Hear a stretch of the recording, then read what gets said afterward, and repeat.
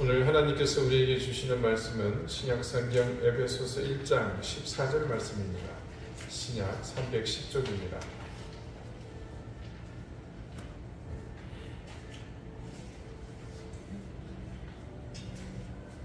에베소서 1장 14절 말씀 다같이 자리에서 함께 일어나 합독하겠습니다. 이는 우리 기업의 보증이 되사 그 얻으신 것을 속량하시고 그의 영광을 찬송하게 하려 하심이라. 아멘. 자리에 앉으시기 바랍니다. 하나님께서 이 말씀으로 우리에게 은혜 주시기를 원합니다. 여러분, 오래된 그러나 여전히 명확하지 않은 한 가지 질문을 여러분께 또 오늘 해봅니다. 여러분 구원을 받으셨습니까? 예, 이 질문에는 누구든 신앙생활을 하시는 분이라면 쉽게 기계적으로 혹은 습관적으로 또 아니면 진지하게 그렇게 그렇다고 대답합니다. 그 내용은 어떻든 간에 고민 없이 우리는 지금껏 다양한 루트를 통해 제기된 이 질문에 쉽게 대답해 왔습니다. 그런데 그러자마자 또다시 질문이 들어옵니다. 그러면 당신이 구원받았다는 사실을 어떻게 증명하시겠습니까? 만약 여러분이 누군가에게 그런 질문을 받는다면 어떤 느낌이시겠습니까? 이 자리에서는 대답할 수 있는 것처럼 그냥 침뚝대고 앉아있으면 임 목사가 자연스럽게 그렇게 모두가 아시겠지요 하고 넘어가 줄 수 있습니다. 만약 여러분이 그런데 이곳이 아닌 다른 곳에서 그 같은 질문에 봉착한다면 어떤 대답을 해야 할 것 같습니까? 제 자신의 이야기를 하는 것을 양해 바랍니다. 저는 고등학교를 졸업하고 대학 입시에 실패한 뒤 재수할 때에 주님을 인격적으로 만났습니다. 이제는 그냥 생각 없이 그냥 분위기에 끌려 효도하는 한 방편으로 이렇게 신앙생활을 했다면 그때는 그러니까 예수님을 인격적으로 완전 영접할 때는 복음에 대해 심도 있는 가르침을 주고 있는 로마서 강의를 통해서 그 이론적인 토대를 확실히 굳히게 되면서 그 사실을 온전히 깨닫게 되고 그 놀라운 사실 앞에 저는 영접하게 되었습니다. 그 이후 저의 삶은 모든 것이 주님 중심이었습니다. 이모집에서 학원을 다니면서 재수 생활을 했는데 가방이 좀 무겁겠습니까? 근데 거기 안에 따간 두꺼운 성경책이 항상 함께 자리를 잡고 있었습니다. 그래서 재수하는 내내 성경을 읽고 또 그때 처음으로 완독하는 그런 경험도 하게 됐었습니다. 재수생 시절에는 바쁜 시기임에도 불구하고 주의를 정확히 지켰습니다. 신앙의 자세를 견지하라고 애를 썼죠. 대학 입학 후에도 저는 학교와 교회, 동선이 이곳을 제 삶의 반경에서 벗어나지 않는 그야말로 진짜 신실하게 보이는 모범적인 크리스찬 청년이었습니다. 교회에서도 많은 일을 혼자 감당했습니다. 여기저기 오라는 부서마다 가서 제가 힘이 닿는 데까지 주일을 온전히 봉사하면서 보냈습니다. 그런 삶은 군에 입대에서도 그대로 지속되었습니다. 정말 타의 모범이 될 만한 그런 모습으로 신앙인답게 살려고 열심히 노력했습니다. 한마디로 제 청년 시절은 아주 매우 바람직한 이상적인 그런 청년생이었습니다. 그때 진짜 그랬습니다. 많이 그처럼 쳐다보십니다. 그러던 어느 날 이렇게 열심히 신앙생활을 하던 저는 목회자가 되겠다는 꿈을 가지게 되었고 대학을 졸업할 무렵에는 신학대학원 진학을 위해 하루가 12시간 이상을 도서관에서 입시 준비를 하게 되었습니다. 그러던 중 도서관 입구 계단 난간에 기대서 같은 교회 후배와 얘기를 나누고 있는데 어떤 남학생이 제게 오더니 전도를 하는 겁니다. 예수 그리스도를 아시느냐? 또 그분이 우리의 영혼을 구원하기 위해 십자가에서 시작합니다. 저는 얼른 그 친구의 말을 끊었습니다. 나는 지금 예수 잘 믿고 있고 조금 전에 말씀드린 그렇게 살았기 때문에 그리고 신앙생활 열심히 잘하고 있으니 다른 사람에게 전도하라고. 그 정도 하면 알아서 물러가겠거니 생각했는데 웬걸요? 그러자 더욱 집요하게 물고 늘어지면서 제게 묻습니다. 몇 날 몇 시에 어떻게 구원받았느냐고 묻는 겁니다. 그리고 그 친구는 자기들이랑 성경 공부를 같이 하자고 버스를 붙잡고 늘어집니다. 도대체 이게 무슨 경우인가 싶었어요. 어이가 없기도 하고, 딱 봐도 너보다는 내가 더 열심인 것 같고, 내가 교회 생활도 오래 했고 더 신실하고, 그런데도 이 친구가 포기를 안 해요. 그래서 제가 도저히 포기하지 않을 것 같아서 한마디 했습니다. 나 지금 목사 되려고 신학대학원 입시 준비 중이다. 이런 질문을 여러분 혹시 받아보신 적 있으세요?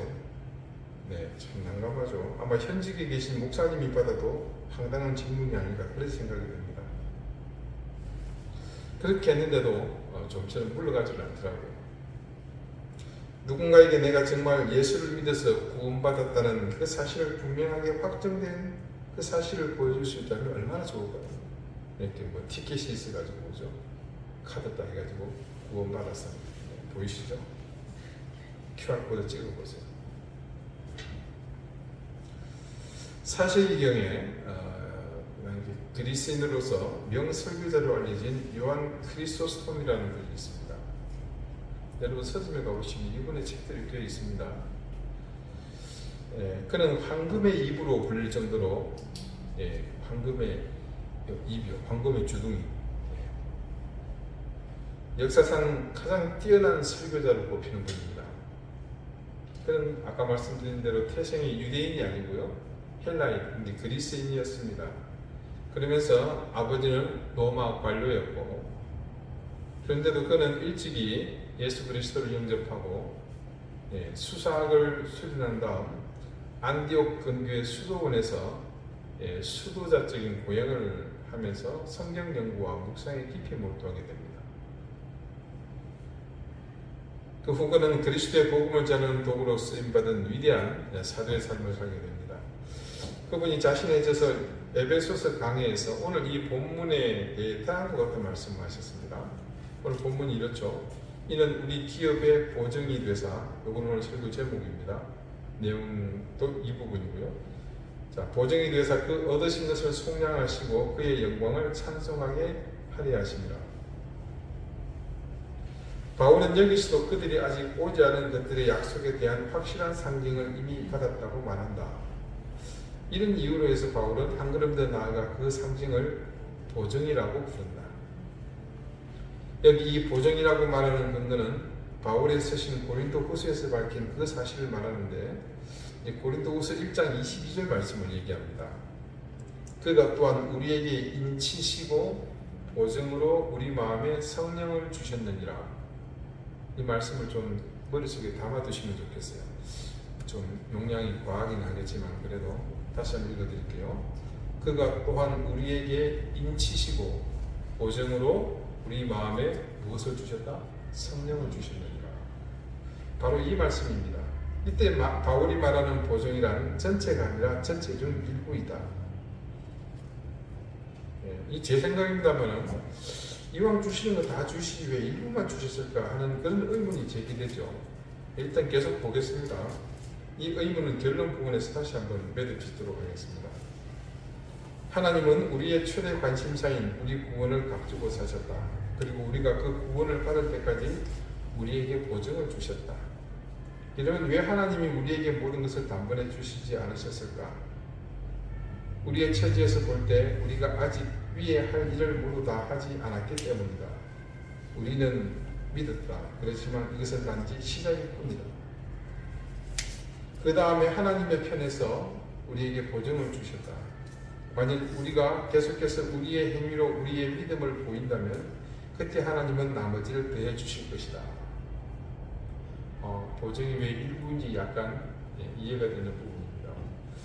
그뿐만 아니라 하나님께서는 우리에게 다른 보증, 즉 자신의 피도 주셨으며 더구나 또 다른 보증도 약속해 주셨다.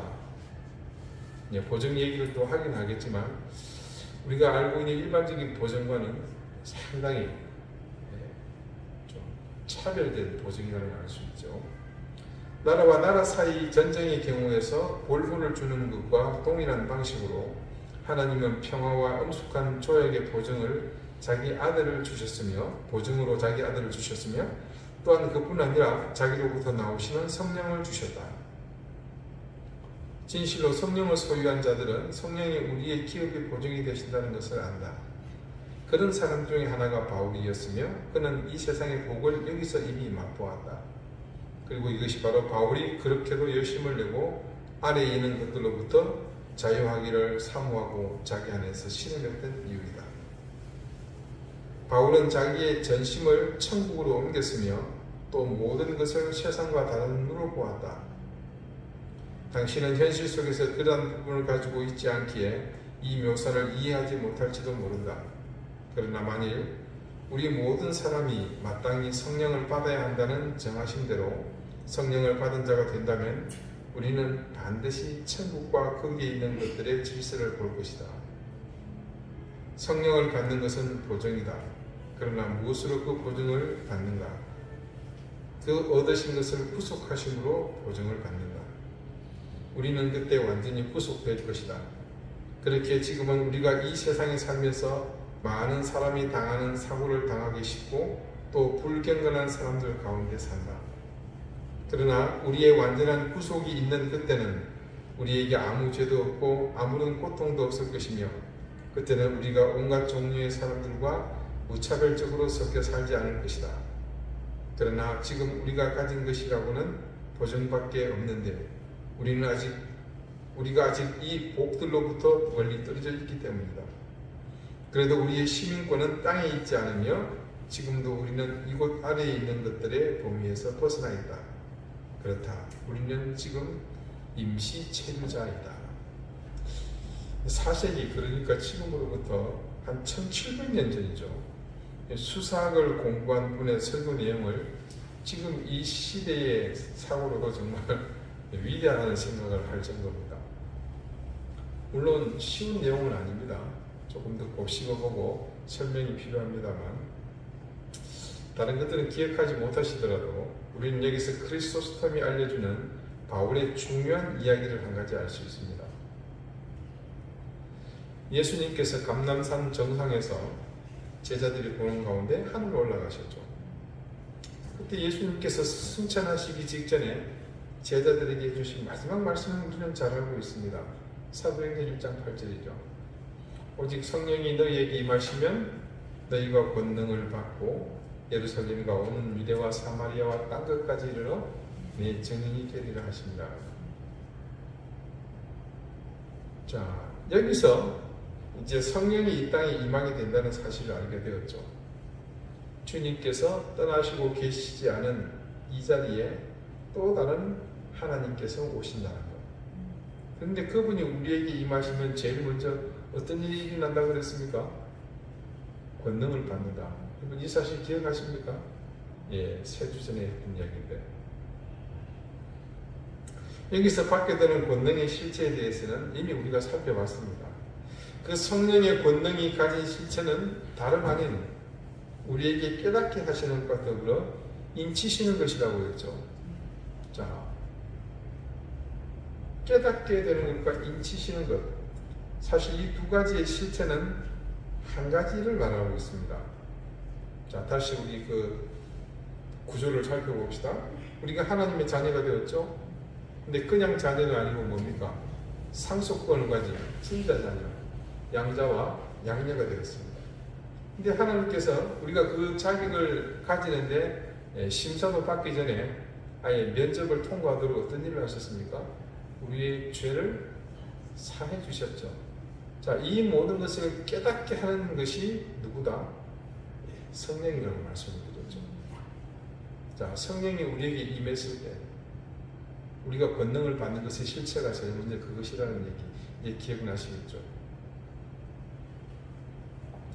이런 사실을 바르게 알고 깨닫게 하시는 능력, 그것을 확신하게 하시는 능력이 바로 성령이 임하실 때 우리에게 그분이 충만할 때 일어나는 것이라고 했습니다. 그러니까 여기서 말하는 성령이 보정하시는 것의 내용이 바로 이 사실과 일치한다는 것을 알 수 있게 되죠. 자, 아까 크리소스톰 이야기 속에 바울의 어떤 확정한 사실 한 가지, 고린도후서 1장 22절. 자, 여러분 기억 속에 있는 것을 다시 한번 끄집어내 봅시다. 그가 또한 우리에게 임치시고 오증으로 우리 마음에 무엇을 주셨다? 성령을 주셨느니라.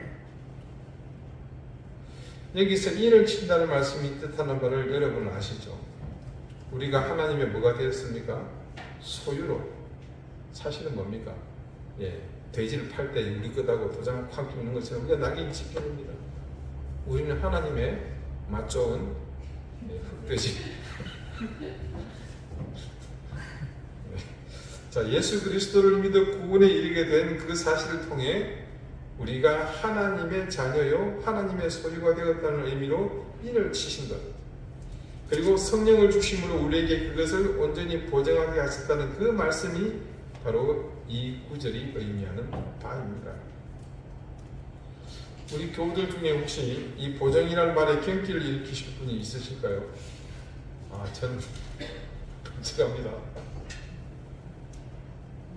보증의 사전적인 의미는 이렇습니다. 어떤 사물이나 사람에 대하여 책임지고 틀림이 없음을 증명함. 너무 좀 추상적이죠. 이게 첫 번째 정의고요. 그 다음에 구체적인 정의는 이렇습니다. 채무자가 채무를 이행하지 아니할 경우에 채무자를 대신하여 채무를 이행할 것을 부담하는 일, 이렇게 되어 있습니다. 경기를 일으키는 경우는 이 두 번째죠. 자랑스러운 일은 아닙니다만 저희 집이 한때 이 두 번째 정의 때문에 집안이 거의 수년 동안 패닉에 빠진 적이 있었습니다. 온 가족이 헤어나지를 못하는 거예요. 인심 좋다고 보증서 주는 그런 꼴이 나죠. 인생을 살면서 더욱이 요즘처럼 수명이 유난히 길어진 이런 때에 누구나 한 번쯤 원치 않게 혹은 강제로 보증을 서는 일이 있을 수 있습니다. 그런데 이게 어제 오늘의 일이 아니었나 봅니다. 오죽했으면 여러분 수천 년 전에 기록된 성경 말씀에서도 대놓고 보증에 대한 교훈이 있지 않습니까? 잠언 22장 26절입니다. 너는 사람과 더불어 손을 잡지 말며 남의 빚에 보증을 서지 말라. 보증을 아예 서지 말라고 합니다. 그러면서 같은 잠언에는 보증에 대한 이런 말도 있습니다. 잠언 17장 18절 말씀입니다. 지혜 없는 자는 남의 손을 잡고 그의 이웃 앞에서 보증이 되느니라. 이렇게 결론은 뭡니까? 멍청한 놈이 보증 선다는 얘기입니다. 보증을 쓰는 사람은 지혜 없는 사람이라는 말이죠. 그런데 보증을 써본 경험이 있는 분은 이 말에 동의하지 못합니다. 이게 살다 보면요, 꼭 이 말씀대로 할 수 있으면 좋지만 그러지 못하는 경우가 반드시 있거든요. 보증을 써보지 않은 사람은 말을 하지 말아야 합니다. 설령 보증을 써본 경험이 있다고 하더라도 보증 서서 손해보고 온팡 보증 서준 사람 돈 무릎 줘본 경험이 없는 사람은 말하지 마세요. 보증은 그런 거거든요. 누군가에게 꼭 필요한 돈이나 다른 물질이 있습니다. 그게 없으면 당장에 숨이 넘어가는 판에 뭐든 못하겠습니까? 그래서 내가 살아야겠기에 치맛자락, 바지끄댕이, 머리끄댕이 잡을 거 다 잡고 매달리는 겁니다. 거꾸로 보증을 요구하는 사람의 처지에서 한번 생각해 봅시다. 물질이라는 게 누구에게 똑같은 겁니다. 돈을 빌려줘야 하는데 그것이 간단한 문제가 아니지 않습니까? 이런 딱한 처지를 생각하지 않으면 어디를 둘러봐도 답은 없습니다. 그런데 말입니다. 누군가 엄청난 돈을 가진 사람이 있습니다. 한 1조 원은 돼야지 엄청나다고 하겠죠. 개인이 그 정도 된다면 얼마나 많은 돈을 가진 사람입니까? 그런데 얼마가 되었건 간에 어지간한 금액에는 눈도 깜짝하지 않을 만큼 돈이 많아요. 근데 이런 사람들이 보통 보면 독한데 이 사람은 인심도 너무 좋습니다. 누구든 빌려달라거나 그냥 달라고 해도 선뜻 내주는 사람이에요. 자, 그런 사람이 보증을 서준다고 생각해 보십시오. 얼마나 든든하겠습니까? 보증을 요구하는 사람도, 그리고 보증을 서달라고 부탁하는 사람도, 여기는 하등의 문제 요소가 있을 수 없습니다. 근데 과연 이 세상에 그럴 만큼의 재력을 가졌거나 혹은 가졌다고 하더라도 아까 말한 것처럼 그냥 바다에서 물 한 동이 퍼주듯이 이게 그렇게 인심 쓸 사람이 존재하겠습니까? 꿈 같은 얘기죠. 비현실적인 얘기입니다. 그런데 그게 가능한 분이 딱 한 분 계십니다. 누구겠습니까? 바닷물을 퍼주듯 그렇게 내어줄 수 있는 무한의 소유자는 이 세상의 주인이신 하나님이십니다. 그분이 우리 모두의 보증이 되어 주신다면 세상에 어떤 일이든 믿지 않을 것이 있으며 또한 어떤 두려움이 몰려온다고 하더라도 그 두려움 앞에서 애써 부인하거나 물러설 일이 있겠습니까? 한마디로 그분의 보증은 이 세상의 모든 보증이 의미를 상실하게 하는 능력을 가진 그런 보증입니다. 그분의 보증은 보증을 무식하게 하는 그런 보증이다. 그래서 하나님이 보증하신다면 그것은 사실상 확정이지 이미 보증이라는 말의 의미를 뛰어넘어 그 이상의 가치를 가지게 된다는 거죠. 여러분 한번 간단하게 생각해 봅시다. 우리의 구원이 어떤 보증도 없는 단지 사변에 그치고 만다면 세상에 제일 허무하고 어리석고 황당하며 무엇보다도 멍청하고 바보 같은 일이 어디 있겠습니까? 어쩌면 지금의 여러분을 존재 자체부터 부정하며 그 사실 자체를 거짓으로 만들어버리는 일이 될 수도 있습니다. 믿지 않는 주변의 사람들이 이해하지 못하는 우리의 삶에 대해 더 이상 그 이유와 가치를 설명할 길도 없어집니다. 하지만 그분은 누구보다도 이런 사실을 잘 아시는 분입니다. 우리 인생의 세밀한 부분까지 깊숙이 저보다도 더 저를 더 잘 아시는 분이시잖아요. 거기에 대해서 또 한 가지 놀라운 것이 있습니다. 그분은 시간을 만드시고 그 시간을 지배하시는 분입니다.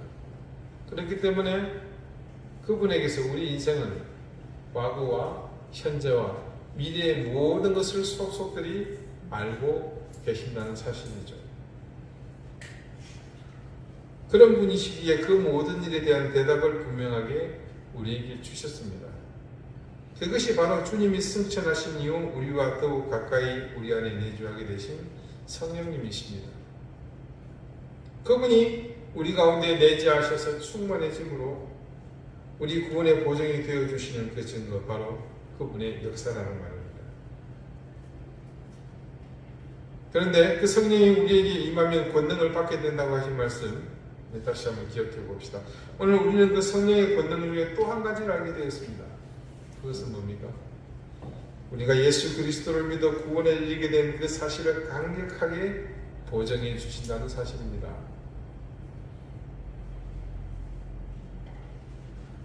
자, 처음 잠깐 그 얘기를 했습니다만 여러분, 보증이라는 것은 모든 것을 다 의미하지는 않습니다. 아까 크리스토스톰이 말한 것처럼 성령께서 우리 구원의 보증이 되어 주시는 것은 사실이지만 아직 그것이 미완이라고 말합니다. 그것은 우리가 구원받는 것이 사실이기는 하나 아직 우리를 통해 이 땅이 완전한 하나님의 나라로 세워지지 못한 것에서 드러나게 됩니다. 그 완성은 우리의 신앙, 우리의 믿음을 통해서 완성해야 할 우리의 과제이며 또한 사명입니다. 우리가 신앙의 삶을 사는 이유가 여기에 있는 겁니다. 여러분, 우리가 구원받았다 해서 모든 것이 완성되었다고 믿는다면 그건 큰 오산입니다. 그래서 일부 그런 이단이 이례적으로 구원받은 사실의 모든 의미를 부여함으로써 사회적 무리를 일으키고 있잖아요. 내가 예수 그리스도를 믿어서 구원받았습니다. 그러면 어쩌라는 겁니까? 그 사실만 있으면 모든 거 해결되는 거 아닙니까? 그러면 여러분 왜 굳이 오늘 모든 시간 제쳐두시고 오늘같이 바람도 살랑살랑 불고 기온이 한 25도 아래더라고요. 얼마나 좋아요.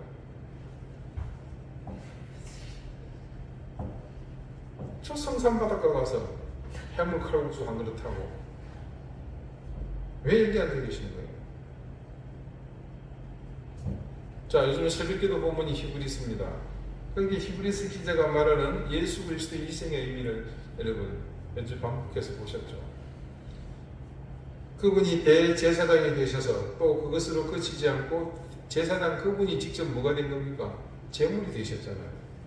그렇게 드려진 제사는 분명 이전의 제사와는 완전히 다른 제사였죠. 단 한 번으로 모든 죄를 소멸했다는 사실은 변함이 없습니다. 그런데 그런 제사를 통해 구원받고 모든 죄가 사해진 인간이 그 근본이 바뀌었습니까? 아닙니다. 여전히 그 속에는 죄인의 흔적이 남아 있습니다.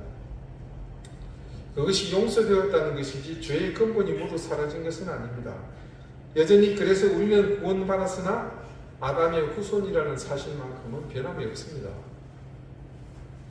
여러분, 왜 범죄 현장에 그리스도인이 빠지지 않고 등장하는 겁니까? 왜 지금도 교회마다 도저히 그리스도인이라고 부를 수 없는 행동을 하는 직분자들이 넘쳐나고 있는 겁니까? 그분들은 성령이 자신의 구원을 보증하고 있다는 사실에 대한 정확한 이해가 없기 때문입니다. 자, 생각해 봅시다. 지금 당장에 필요한 사업 자금이 필요합니다. 1억만 투자하면 설비를 다시 늘리고 생산량도 늘어지고 얼마 가지 않아서 그 투자한 돈을 다 회수하고도 더 많은 이익을 낼 수 있습니다. 근데 도무지 그 1억 원을 장만할 능력이 없어요. 은행을 가도 이금융권을 가도 또 주변에 사람을 아무리 찾아봐도 대출도 어렵고 또 그걸 선뜻 빌릴 사람도 없습니다. 그런데 엄청난 재력가가 선뜻 내게 보증을 서주고 그것에 돈을 빌렸습니다. 그러면 그것으로 다 끝입니까? 아니잖아요. 그때부터 뭘 해야 합니까? 네, 그 돈 1억을 빌렸으니까 그냥 이제 되었다고 가만히 있으면 안 되죠. 나는 보증을 통해 얻은 그 돈을 가지고 뭘 해야 합니까? 해야 될 일을 열심히 해야 되는 거예요. 그래서 그 빌린 돈을 통해 목적에 맞게 사용해가지고 그 투자한 돈이 최고의 결과를 얻게 해야 합니다. 여러분, 보증을 받았다고 해서 내 사업이 완성되는 것이 결코 아니지 않습니다. 그래서 그 보증은 일부분입니다. 그것이 바탕이 되어 나는 더 열심히 일해서 종국에는 내 삶의 목표를 완성해야 합니다. 많은 그리스도인이 예수를 믿어서 구원받았다는 이 사실에 대한 정확한 이해가 없다 보니 모두가 내가 구원받았다는 사실에만 머물고 더 이상 거기서 성장하지 못합니다. 그러다 보니 조그만 유혹이 와도 휩쓸려서 금방 죄악의 길로 들어서는 겁니다. 작은 바람이 불어도 갈대처럼 흔들리며 중심을 잡지 못하는 겁니다. 여러분, 악한 영인 사탄이 구원받았다고 자만하여 자기 만족에 머무는 그런 사람을 그냥 놔두겠습니까?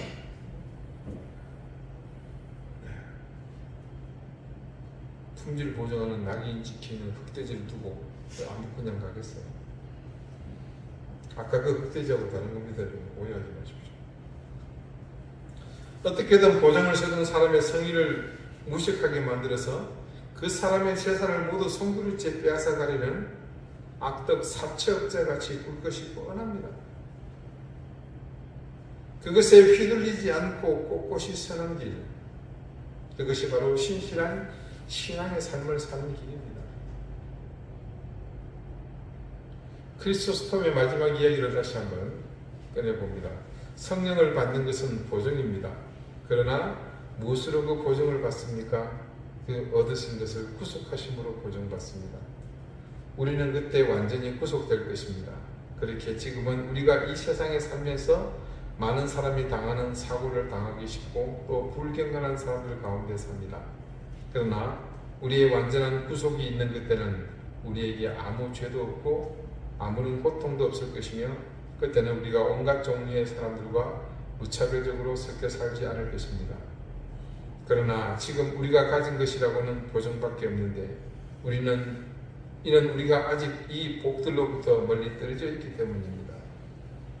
그래도 우리의 시민권은 땅에 있지 않으며 지금도 우리는 이곳 아래에 있는 것들의 범위에서 벗어나 있습니다. 그렇습니다. 우리는 지금 임시 체류자입니다. 자, 이 이야기의 핵심 포인트. 우리가 임시 체류자라는 겁니다. 지금 살고 있는 이 땅이 영원한 나라가 아니라는 거죠. 이민을 갔습니다. 나를 받아준 그 나라는 당장에 내게 그 나라 시민으로서의 모든 권리를 주지 않습니다. 물론 주는 데도 있습니다. 아주 심각하게 가난한 나라에 가면 어서옵쇼 하죠. 절차를 따라야 합니다. 이민 서류를 제출하고 나면 대부분 그 나라에 임시로 거주할 수 있는 신분을 부여합니다. 일정 기간 거주한 뒤 다시 심사해서 이 사람이 사고치고 도망온 것이 아니다, 토끼 수박으로 온 것이 아니다, 혹은 다른 이상한 짓을 하려고 오는 것이 아니다 라는 사실을 확인하면 영주권을 줍니다. 영주권을 받는다고 해서 그 나라의 완전한 시민이 되는 것이 아닙니다. 영주권을 받기는 했지만 그 사람의 여권은 여전히 이민 가고자 하는 그 나라의 것이 아니라 기존 자기 나라의 여권을 소지하게 되죠. 왜 미국 이민 가신 분들이 그런 얘기를 합니다. 너 무궁화냐? 독수리냐? 뭔 얘기겠어요? 너 영주권자냐? 시민권자냐? 이 얘기입니다. 우리나라 여권에는 무궁화 문양이 있고 미국 여권에는 독수리 문양이 있거든요. 그러다가 마침내 모든 여건이 갖춰지면 시민권이 부여됩니다. 그때는 온 가족 불러서 잔치하겠죠. 그 나라의 시민이라는 신분증과 더불어서 여권도 그 나라의 것으로 바뀌게 됩니다. 우리가 성령의 보증을 받는 것은 마치 영주권을 받는 것과 같습니다. 그 나라의 입장에서 우리는 아직까지는 임시 체류자의 신분일 뿐입니다. 에뜨랑제라는 말 아시죠? 부르죠. 프랑스에 가면 그렇게 찍어줍니다. 단지 임시라는 기간이 좀 긴 것이 다를 뿐입니다. 우리의 시민권은 하늘에 있습니다. 그래서 지금 이 땅에 사는 우리에게 절대적인 필요는 바로 성령의 보증입니다. 여러분, 성령의 보증은 시민권을 얻기 위한 우리의 권리입니다. 그래서 그것은 곧 우리의 권세이기도 합니다. 그러므로 이 보증은 결코 안주하거나 만족하라는 의미가 아니라 시민권을 향해 더 나아가도록 우리를 이끄는 힘이 되어야 합니다. 우리는 예수 그리스도를 믿어 구원에 이르게 된 하나님의 자녀입니다. 그런 우리의 신분을 잃지 않도록 우리를 보증해 주시는 성령님이 우리의 삶에 언제나 충만하도록 사는 그런 인생이 되게 하십시다. 우리에게서 그 보증이 궁극적인 목적을 이루도록 우리의 신분을 위협하는 모든 유혹에 흔들리지 맙시다. 우리를 넘어뜨리려는 악덕 사채업자 사탄의 공격에 당당히 맞서며 이 영주권의 시대를 우리의 믿음으로 온전히 헤쳐나갑시다. 그리고 마침내 하나님의 나라에 이를 때 우리는 영광의 멸관 하나님 나라의 시민권을 하나님으로부터 받게 될 것입니다. 기도드리시겠습니다. 우리 구원의 보증이 되어주시는 성령님, 우리는 그 보증을 통해 이 땅에서의 삶이 단지 여기서 끝나는 것이 아니며 전국의 하나님의 나라에서 완성된다는 사실을 믿습니다. 오늘 우리 삶의 모든 근원이 되시며 우리 믿음의 원동력이 여기에 있음을 기억하며 하루하루 우리 삶이 구원을 이루기 위한 신실한 믿음의 삶이 되게 해주십시오. 우리를 끊임없이 이 보증에서 떨쳐내리는 악덕 사채업자와 같은 사탄의 유혹과 공격에 두려워하지 말고 당당히 맞음으로 우리를 보증해 주시는 성령의 충만함을 덧입어 하나님 자녀로서의 삶을 온전히 살아내게 해 주십시오. 예수 그리스도 이름으로 기도드립니다. 아멘.